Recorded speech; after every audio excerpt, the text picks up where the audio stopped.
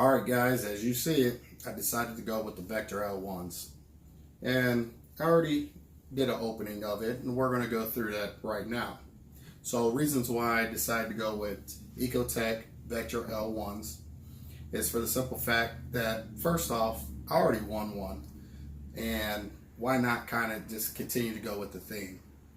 Even though that's not a really good reason, that was one reason why I looked at it. Second is that I could have went with a very big pump, one pump, and it would do the job. But they make noise, and seals do go out. Well, I could have went with the Abyss pump. The Abyss pump is, what, 3-4 times more than just one. And even though I have two, it was still cheaper than one Abyss. And that leads me to redundancy. So going with two is going to keep me in the game. And I think it's very important as we set up these ecosystems that we have redundancy. I must say that EcoTech is not sponsored. I'm not sponsored by them. This is my own free will of speaking on this. But with that being said, that, you know, having, especially for me, having such a large system, I want redundancy. So it's nice to have kind of two of everything on hand in case something goes down.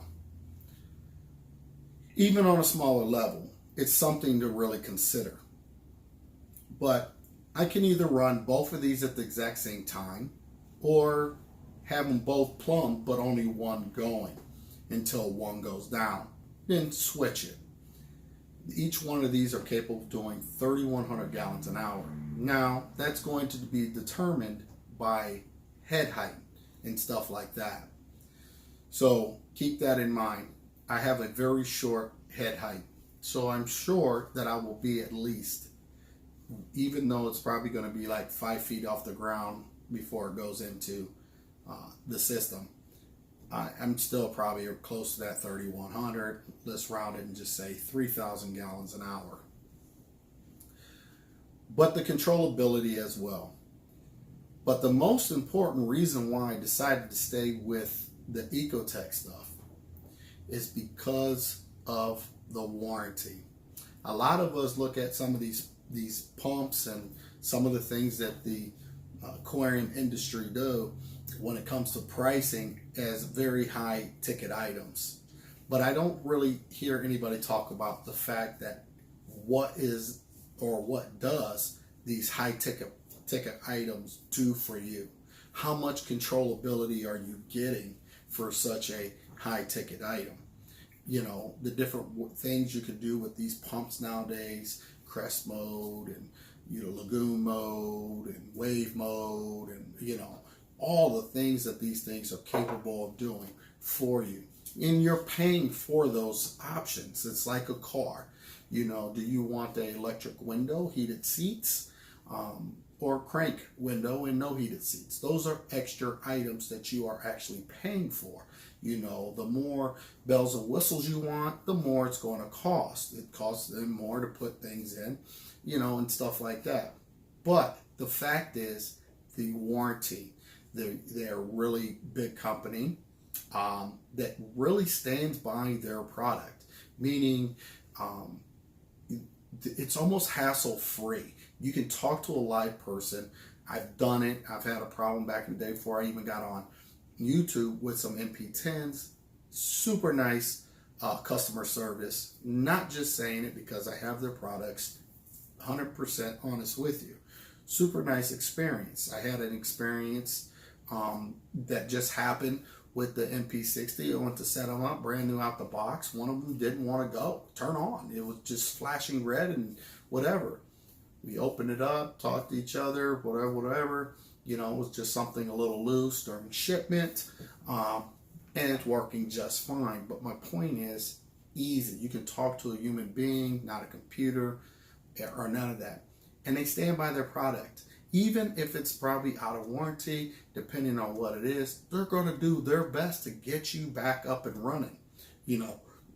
And that was the issue I had before I got on YouTube with an MP10. It was out of warranty a little bit, and they helped me get back up. And you know, I had to pay for, you know, I think it was the motherboard or something like that, but it was really easy, and they did an awesome job and just taking care of me. So that is one thing that I must say in this hobby.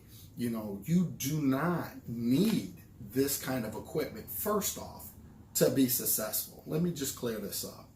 These are things that you might want down the line. But when you're first getting into this hobby, these are things that are not going to make you any successful than a MaxiJet 1200 or 400 or a Jabo or Chinese black box.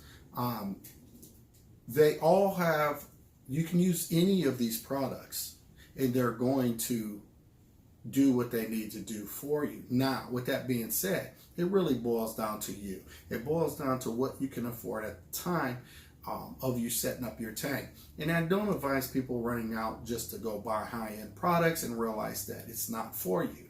I suggest that you do worry about certain items. You know, maybe a pump, just get something a little somewhat decent, you know, things that's going to help you, or have a backup. You know, even if you go really cheap, just have a backup in case it does die or something, and you can swap it out real quick. But ultimately, having a successful reef tank is you. It's not so much about the equipment, it's you and how you are able to keep water and stable water parameters. These items are just bells and whistles, you know, as far as what they're able to do, how you're able to utilize them, what kind of controllability you're going to get from them.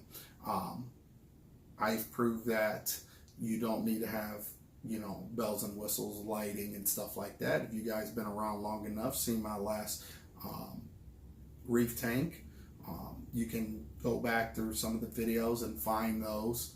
Also, Than from Tidal Gardens has a great one. CJ's Aquarium has a great video. Those are two people that had the opportunity to actually come film my systems. I never really allowed that in the past. But the thing is, the whole thing, number one is, first and foremost, is the warranty for me. And then the rest is just second nature, you know. I could go with a huge pump, even though this pump is pretty, it's big, but it's not like a huge pump. That's, you know, that's going to make noise and stuff like that. It's really compact, that delivers a lot of power, and push a lot of water. So that's one thing I like, and I can have two of them side by side and they're still not taking up a lot of room, which is very important for me as well. I have a huge system that's taking up tons of real estate right now, and I need to be able to get in and out of the filtration room where these are going to be hooked up and be running at.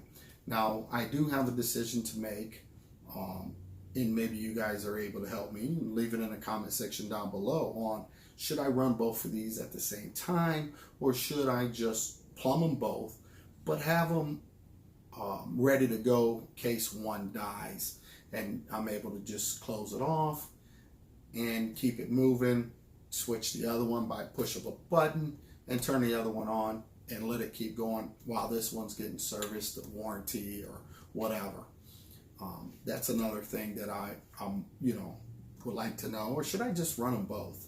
You know, it's really, I guess it couldn't hurt, but you guys let me know down in the comment section down below. But I realized this is 1.5 inch feed to, I believe, 1 inch, yeah, out. So, which is cool, which is good. Comes with a quiet drive. Now, this controller here is different from your like MP60s and stuff. And what I mean by that is it has a big heat sink on the back of this. So this thing must get really warmed up running this. I don't know much about these, to be honest. This is my first time owning them. When it comes to their return pumps, comes with your power cord and power pack and then obviously this hooks into your controller here, and then it also gives you a metal bracket to house your quiet drive controller right down inside, and some screws. So hopefully this helps out. Like I said, as far as this is basically an open box tutorial here of me just talking about this. Now comes time for me to go install this. So make sure you guys hit that notification bell for the future update of me actually installing these things. And with that being said, you guys have a great day. Talk to you later. Peace.